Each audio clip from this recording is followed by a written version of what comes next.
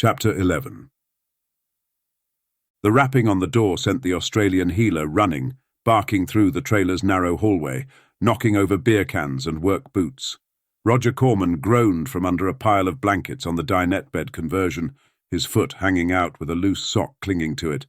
"Shut the fuck up, Samson!" Roger shouted. Samson paused, agitated, standing on his back legs, trying to see out of the window above him. He whimpered, looking at Roger, then back at the door. Dropping on all fours, he barreled down the hall to a small window with gaudy drapes and barked, listening for any sound. Shoes shuffling on gravel outside sent the dog scrambling back to the door, barking, then listening for any reaction. "Ugh!" Roger moaned. "Shut up!" A flying pillow bounced off the dog and door, knocking over a framed picture of a woman on the nearby counter. The dog moved, unfazed, barking, then whimpering as it ran back to the small window. "Mr. Corman, are you home?" Cliff called out. "Hang on!" Roger slid his head from under the covers, squinting at the daylight. He checked his watch, 4:23 p.m. Grabbing a beer can from beside the mattress, he shook it, drained the last drops, and tossed it at Samson. The dog barked again. "Enough!" Roger yelled, limping to the fridge. He groaned, pulled out a Bud Light, and turned to the door, pushing Samson aside to open it. "Mr. Corman, I'm Cliff Webb." Samson made a dash for the door, but Roger kicked him back again. Then, as Roger turned to Cliff, the dog bolted, jumping completely out of the trailer, missing the steps and Cliff. "Whoa!" Cliff said, ducking the hurtling dog. "Samson!" Roger called out. The dog ran a perimeter around Cliff, sniffing at him warily. Roger bent, grabbed a squeak toy and squeezed it. "Scaweep!" He hurled it into the distance. Samson darted after it. Roger turned to Cliff, popped the beer, and noticed the fallen frame. He picked it up, setting it on the counter, eyes narrowing at Cliff. "Oh, shit," he said, seeing the papers in Cliff's hands. He took a long drink from the can, looking down at Cliff, then wiped his mouth with his forearm and leaned against the door jamb. Roger was wearing baggy navy dickies and a faded rust-colored t-shirt that read, "It's easy to forget what." Cliff heard "Scaweeper, Scaweep" in the distance as Roger said, "All right, I'm served." "No, Mr. Corman," Cliff began. "This is it," Roger interrupted, raising both hands in the air, looking side to side at the trailer. "This is all I've got." He dropped his hands. "Does she want this too?" "I don't know anything about that," Cliff replied. "I'm working for attorney Jack Shield. He represents Cesar Navarro." Roger nodded, turning his empty left palm skyward. "And? Mr. Navarro was an ambulance call you took on Christmas Eve about midnight in Exeter." Roger rolled his eyes and took another short drink of beer. "Man, I don't have insurance. You need to talk to the company. I don't," he gestured around, "have anything except this shithole and that friggin' dog." He nodded towards Samson, who had come back and was patiently holding the ball in his mouth. "Scaweep!" it sounded as Samson bit down excitedly. "Scaweeper, Scaweep!" He wagged his tail. "And if I've done anything wrong at the company, I don't have a job anymore either. So what do you want from this turnip? There's no more blood." He drank the rest of the beer and crushed the can, throwing it sideways away from the trailer. "Scaweep!" Samson ran after it, carrying the squeak toy in his mouth. "No, Mr. Corman. No one is saying you did anything wrong. I'm looking for information." "Yeah? Like what? I wrote a report. They have it at the station. I don't keep copies." Cliff fumbled through his paperwork to get the report. "I'd like to ask you about your report. I was wondering if you saw or heard anything that wasn't mentioned in there. This was Christmas Eve, around midnight in Exeter." Yeah. Little Mexican guy, half naked, beat to shit." Roger waved away Cliff's attempt to hand him a copy. "You don't want to see the report to refresh your memory?" "I wrote it," Roger replied. "You want a beer?" "No, thank you." Roger opened the refrigerator and took out another Bud Light, popping the cap and taking a long, slow drink, this time savouring the experience. Turning back to the doorway, he looked Cliff over without saying anything, taking the time to finally size him up. "Yeah, I remember him. What do you want to know?" "First, did you see anybody else there? Besides the beat-up guy and the police?" Yes. Nope. It was a dark and lonely night. No one running off or in the backyards. Roger shook his head. Some lights were on in houses, but it was late, Christmas Eve, freezing out. A freezing fog, your report says. That's a cold night. So no one? Not a creature was stirring, Roger said, then took another slow drink, keeping his gaze fixed on Cliff. How about the victim? Did he say anything? Him? Roger smirked. Nope, completely out. Didn't say a thing. Nothing? Maybe unintelligible? Nothing, Roger said, shaking his head again. His glance drifted off, then returned, locking on Cliff. But my partner, Tony, he was first on scene. He might have heard something. Did you read his report? Roger laughed. It would be in there if he did. Tony Robbins? Right. He's a bit of a wingnut, but he's a good kid. Gets the details. He might remember something. He was already intubating when I got there with the gurney. You know, mouthpiece over the face, a pump for breathing, Roger said, squeezing his hand open and closed a few times to illustrate. Oh, responded Cliff. Yeah, his face was pretty fucked up. That way we didn't have to attempt mouth to mouth. Just clear the breathing passage, and in with the good air, out with the bad. In with the good air, out with the bad, Roger smiled wryly. Cliff nodded. Ain't that right, Samson? Roger said, looking at the dog sitting patiently, listening to the conversation. Squeeper, scaweep. Good boy. Squeeper, squeeper, squeep. Samson wagged his tail. Does your ambulance have video? You mean cameras? Yes, to record what's happening. Roger laughed. Dash cams, like the Russians. He laughed again, then took the last drink of beer. No, man, no. The ambulance is a private company. We don't have any cameras. I'll bet your boss would love that. Ambulance videos. Ha! Do you even realize what that would do to the industry? Lawyers would shut it down. It would be carnage. Instant sausage, not to mention YouTube. That would be like... He thought for a second. That would be... Hey, that might be a pretty good idea. Medic channel. You know, or 60-second saviors. Little snippets of people's lives being saved, with blood and mayhem in between. The opposite of 1,000 Ways to Die. Roger drifted off in thought. Have the police or anyone from the DA's office spoken to you, Mr. Corman? Have you made any statements other than what's in your report? Police? Roger frowned, shaking his head. I haven't talked to any police or DA. Why would I? Mr. Navarro is charged with murdering his wife. No shit. That little guy? Is she the one who beat him up? Threw his ass out into the alley over some crappy present? What did he do, cheat on her? No. Mrs. Navarro was killed 7 days before. Mr. Navarro has been charged. I'm trying to find out who beat him up and if there's some connection. Really? Asked Roger, now interested and stepping down one step. Like they didn't get them all the first time? They came back to finish him off? It's early in the case. I'm trying to get all the information I can. I'll bet. Did he do it? Cliff shook his head. I can't really talk about it. Isn't that what we're doing now? Sort of, answered Cliff. So did he? Roger pressed. I really can't say, Mr. Corman, I don't know. Yeah, all right, but if he did, there's probably a reason. Why do you say that? You know, man. Wives, women, hell, I've wanted to kill a few. Is that right? Cliff replied. Well, not really. I wouldn't kill a woman, I'm pretty sure. But you never know. There's no river long enough doesn't contain a bend. Roger winked. It's a figure of speech. But I can understand how a guy could do it. So how was she killed? 122 to the head? Roger asked, lifting his index and middle finger up to his temple. Nothing like that. I really can't talk about that part of the case.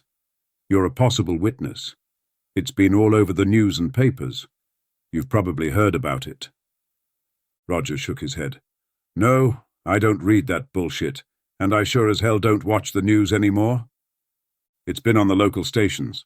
The news, Roger smirked, looking down. The news. I'll tell you what the news is good for. He looked up. Selling soap and hollow dreams. Oh, asked Cliff out of courtesy. You can't believe any of it. Are you a conspiracy man, Mr. Corman? Are you serious? Roger replied. Just say no. Just do it. They don't really want us to figure it out. If we ever did, there would be a revolution. The news is all fear and death, squalor and shootings. Oh my, this horrible world. Not a good thing happening except... Roger took the stance of a newscaster holding papers in his hand, facing a camera. Hey, what about those cowboys? And the toxic air? Could be good. Could be bad. Take a deep breath. We'll be right back. Roger dropped the caricature. Then they start the real show. Selling by happiness. What you need is what you see. Get new paint so you won't be scared. Buy this toothpaste to find true love. Get an appetizer at Chili's and you'll get laid. Talk about spicy. It's all a big scam, man. One big lie meant to sell you on the idea that life is bad. But things will bring you love and satisfaction. It does seem a bit twisted, Cliff replied. Keep spending your fun tickets, Roger continued. Spend your paycheck so you can go back to your dead-end job to get more. You think so? Cliff muttered, trying to wrap it up. Believe it, man. It's population control. Things don't bring you love or happiness. That only comes from within. Cliff looked around at the shabby trailer and its surroundings dubiously. I can see that. Ah, don't let this fool you. This is just stuff. Don't cry over anything that can't cry over you. Roger looked around. This is just a place. I used to have a nice house in a safe neighborhood, a yard that needed me, a pool, the whole package. I can't say I was any happier than I am here. Oh? Cliff responded. In fact, I'm a lot happier now, just Samson. Squeeper, Squeep. And me. Well, that's pretty good then, said Cliff. I want to thank you. Yeah, man, Roger interrupted. I was married. We both had good careers. She works at KTLA in Los Angeles as a weather girl. She bought into all that LA bullshit, the car, the clothes, the topics, networking, the hair. Not me, man. Not me, but I tried. Yeah, I tried. I'm just not the kind of guy who cares if the carpet matches the drapes. What? Cliff asked, surprised. Roger laughed. It's a joke. She was into designer interiors and themed room stuff. Changed things all the time to get it just right. She had an eye. I'll give her that. But just when I'd get comfortable, bam, she'd change it all over again, feng shui the shit out of it. What the fuck is feng shui anyway? I really don't know, answered Cliff. I thought it was a word for your surroundings bringing you peace. But she'd see something on TV or somewhere, and next thing you know it's staring at me from across the room, or in the bathroom, or bed. How is anyone ever going to find peace when movies, TV and magazines are all telling you how unsatisfied and inadequate you are? Roger began a conversation with himself. Do you have the new phone? No. OMG, you need the new phone to be happy. Get it. Really? Okay, got it. Now look how happy you are. Is it the newest color? No. No wonder you're sad and lonely. Am I? I thought, oh no. Oh yes, get an accessory. Really? Yes, before it's too late. Okay, got one. It's not the new shape. It isn't? But you said. It doesn't matter. That was a minute ago. You need. Roger looked back at Cliff, listening to the rant. New size, new prize, new name, new game. Keep playing to stay happy because that's what's important while you're alive. Buy the drug. Get the boner. Hell, I saw a commercial on TV about Viagra where they're trying to sell it in single pill packages. Do you know what the cost is? No, answered Cliff. Chalice man, huh? No, I'm good. Well, it's $100 for 50 in a bottle, and $160 for 50 that are individually wrapped. That's $60 to have some paper wrapped around your little dick pill. They're selling paper for almost as much as the prescription medicine inside. It's genius. Someone's getting their dick sucked on a beach drinking pina coladas for thinking that up. People are so stupid. Like you can't just take one pill out of a bottle. Somebody needs to put paper around it for you. Then you'll really get laid in a convenient way. The whole commercial is this beautiful woman looking around in slow motion, smiling at all the things she's getting for putting out, all happy. A vacation, a cruise, a beautiful house, separate tubs to soak in on the back porch. All that can be yours so long as your boner pill is single serve. Maybe she's happy because they just brought the one, and not the whole bottle. Or maybe she's just happy the old stupid fuck remembered he even had one because it's been packaged to remind him. Little white envelope has the little blue pill. Hell, the envelope should at least be pink if it's going to be any kind of reminder. What the commercial should show is a thoroughly wrecked house that needs cleaning, a sink full of dirty dishes with a woman wearing only an oversized t-shirt, relaxing on the couch with her messy hair all over her smiling face, holding an ice bag between her legs, and the game is on in the background as the doorbell rings. It's pizza delivery. Hallelujah. Now that's a happy guy ready to pay for something useful. You could be right, Cliff smiled, shaking his head. Yeah, I'm right. That's one of the things wrong in America. What? Have you traveled? I've been to Hawaii. We were thinking about Japan. Man, you need to get out of America. We make a holy temple out of the pussy, he laughed. Holy, that's funny. What? Asked Cliff, genuinely not following. It's what a woman's going to let us give them. I don't follow. It's all sex, man. Men are wired for it. Every day, every couple of days, a man makes semen continuously. We've got to get rid of it. We could jerk off. Use it or lose it. But America says, you can't talk about that, can't do that. Even though we do. Bible says don't waste the seed, but don't plant it, unless it's in the anointed place. So that puts the focus on women. Customs, traditions, courtship, so she can say when and where it's okay to satisfy that biological need. The whole thing has been bastardized into what are we going to pay the gatekeeper? A house, a car, dinner at Chili's, some flowers, a ring, our attention. What it comes down to is men have become slaves because we are junkies to the pussy, and women are the drug dealers, and they know it. How many times have you heard about someone killing their drug dealer when they took the money but stiffed the guy on the drugs? Cliff smiled. You have a lot of ideas. Well, said Roger, I get a lot of time to think, me and Samson. Squeeper, squeep. We don't get too many visitors, but hey, partner, sorry to get on the soapbox, he laughed. I'm not selling. I can't help you out. I don't really remember anything except what I put in my report. I have a couple of questions about that. You've been an EMT for how long? 12 years. Do you have an opinion about Navarro's injuries? It's been a while. I've seen a lot of beatings. If I had to make an educated guess, I'd say it was more than one person. Why's that? Because of the injuries. The guy looked like he'd been knocked down, picked up and knocked down again. Whatever happened, it was pretty rough. Was there any clothing around him when you got there?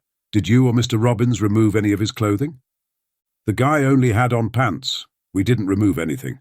I don't remember seeing any lying around. Didn't that seem unusual? Sure, it was freezing. He was hypothermic. Did you get a toxicology report? We did. Nothing in the blood but some marijuana.